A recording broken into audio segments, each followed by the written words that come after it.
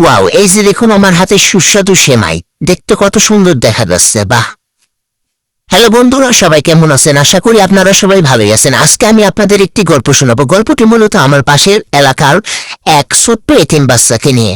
বাচ্চাটি খুব অল্প বয়সে তার বাবা মাকে হারিয়েছে। বাচ্চাটি নাম আরিয়ান। বাচ্চাটি তার নানির কাছে বড় হচ্ছে।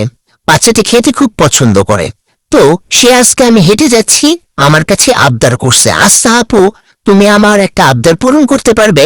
আমি বললাম, কি আবদার তোমার আবার?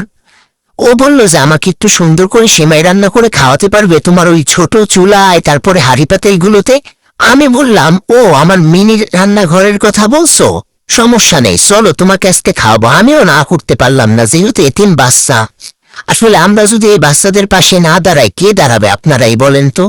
আমাদের উচিত এতিম বাচ্চাদের পাশে দাঁড়ানো, তাদের শখ আহ্লাদ তাদের সবসময় পূরণ করা এবং তাদের ইচ্ছাগুলোকে পূরণ করা, তাদের সবার আগে প্রাধান্য দেওয়া। তেমনই ভাবে আজকে আমি এতিম বাচ্চাকে প্রাধান্য দিতে চলে এসেছি আমার এই রান্নাঘরে। তার জন্য সুন্দর করে রান্না করছি সেমাই। এই যে দেখুন কত সুন্দর করে রান্না করছি। সে আমার পাশে বসে খুব তৃপ্তি সহকারে আমার রান্না দেখছে। সে অপেক্ষা করছে কখন আমার এই সেমাই রান্না হবে আর কখন সে খাবে। আসলে এই যে তার অপেক্ষা, এটা যে কত সুন্দর গাইস, আপনাদের আমি বোঝাতে পারবো না। আমার খুবই ভালো লাগছে তার এই অপেক্ষা দেখে, তার এই তৃপ্তি সহকারে যে একটা অপেক্ষা, খুশি কখন হবে রান্না, কখন হবে রান্না, এটা আমাকে খুবই তৃপ্তি দিচ্ছে আজকে, আমি বলতে পারবো না। আমার আত্মা আজকে শান্তি হয়ে যাচ্ছে। আমি আমার মনের মাধুরী মিলিয়ে আজ এই রান্নাঘরে সুন্দর করে রান্না করছি।